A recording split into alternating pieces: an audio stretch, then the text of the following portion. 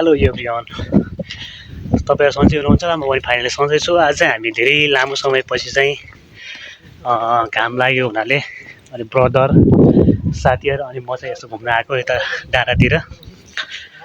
अनि जस यहाँ चाहिँ धेरै दिन भयो घाम लागेको थिएन कि विशेष गरी, अनि त्यो भयो हुनाले आज चाहिँ यसो जाउँ त माथि फोटोसोटो खिचौँला, त्यसपछि घाम पनि तापेर आइदिउँ त भनेर यता आएको। आज चाहिँ लगभग भयो 10-12 दिनपछि बल्ल घाम लाग्यो। हिउँ पर्न सकेको छैन, तर यस्तो जाडो के जाडोले गर्दाखेरि रुमभित्रै बाहिरै निस्किनु पनि बहुत जाडो हुने त्यो भावनाले। अनि अहिले चाहिँ विशेष गरी आज भनौँ न, आज चाहिँ अलि राम्रो क्लियर घाम लाग्यो हुनाले अनि त्यो भएर हामी अहिले चाहिँ आइरहेको भनौँ न। यस्तो टाइपको जङ्गलहरू छ। यो चाहिँ सेम धुपीको रुख भनौँ न है, धुपीको रुख रहेछ। अनि माथि गएर हामी फोटोसोटो खिच्छौँ अनि फोटो खिचेर आउँछौँ। त्यही हो गाइज। वातावरण चाहिँ यताको क्लिन पनि छ, सफा टाइपको शान्त वातावरण होइन। अनि यस्तो टाइपको सल्लाहहरूको रुखहरू छ यहाँ होइन। अनि माथितिर गयो भने त्यो फन पार्क जस्तो पनि छ क्या।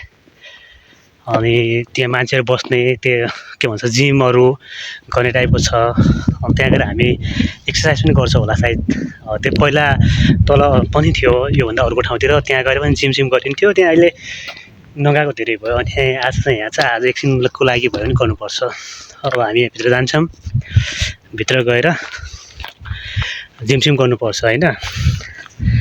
त्यही हो। अनि भिडियो नबनाएको पनि धेरै दिन भएको थियो, अब त्यही यसो बनाइदिउँ त आज भनेर भिडियो बनाउन लागिरहेको छु। चाहिँ नेपालको जस्तो वातावरण होइन, सल्लाहको रुखहरू, ठाउँ पनि सेम छ क्या, अब गाउँ ठाउँ भनौँ न है। तर डेभलप भयो भने जस यहाँ पनि सेम नेपालको जस्तो देखिन्छ क्या। अब यो डाँडा काँडा जमिनहरू भनौँ न।